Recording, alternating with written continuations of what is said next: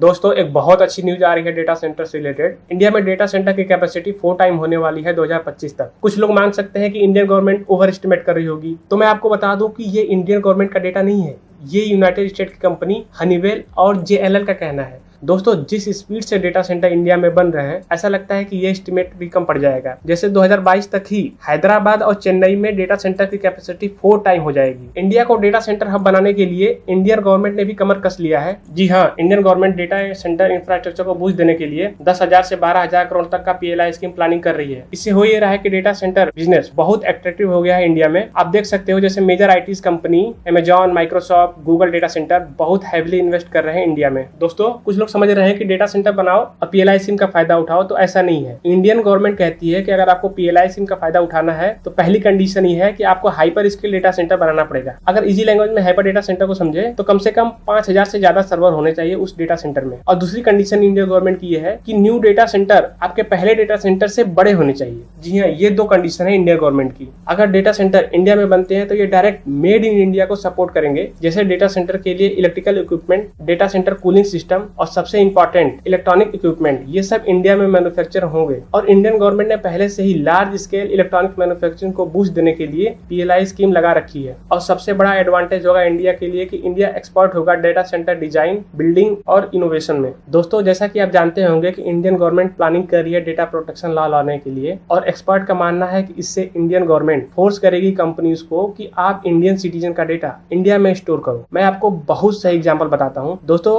RBI ने payment gateways company को कहा था कि आप इंडियंस का फाइनेंशियल डेटा इंडिया में स्टोर करो। पेमेंट गेटवे में 2 सबसे बड़े प्लेयर हैं, वीजा और मास्टर कार्ड। ये 2 बड़े प्लेयर में से वीजा ने RBI की गाइडलाइंस को मान लिया, लेकिन मास्टर कार्ड ने RBI की गाइडलाइंस को नहीं माना। फिर क्या था, RBI ने मास्टर कार्ड को बैन कर दिया इंडिया में। इसको देखते हुए सभी कंपनियां अलर्ट हो गई हैं और हैविली इन्वेस्ट कर रही हैं अपने इंडिया के डेटा सेंटर इंफ्रास्ट्रक्चर पे। हम लोग को एक्सेप्ट करना पड़ेगा कि चाइना इसमें बहुत आगे है। चाइना ने अपनी कंट्री में बहुत ही स्ट्रिक्ट डेटा प्राइवेसी लॉ ला दिया है, जिससे चाइनीज सिटीजन का डेटा सेफ रहेगा। एक तरफ तो वो अपने लोगों का डेटा सेव कर रहा है और दूसरी तरफ हम इंडियंस का डेटा भी चुरा रहा है। इसे आप समझ सकते हो कि इंडिया में बहुत ही जरूरी है डेटा प्रोटेक्शन लॉ और डेटा सेंटर्स। इस पे आपकी क्या राय है प्लीज कमेंट सेक्शन में बताइए। और आप चैनल पे पहली बार आए हैं तो प्लीज चैनल को सब्सक्राइब कर लीजिए। हम आपको मिलते हैं एक और वीडियो के साथ।